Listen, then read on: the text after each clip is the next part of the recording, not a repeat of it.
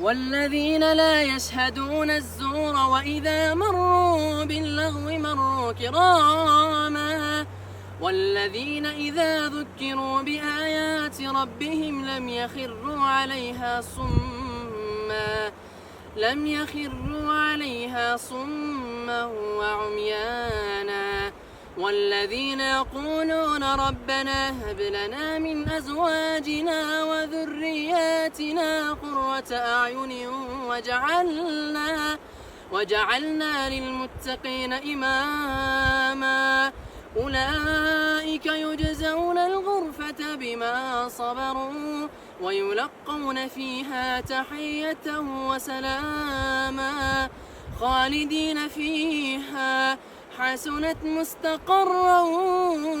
ومقاما قل ما يعبأ بكم ربي لولا دعاؤكم فقد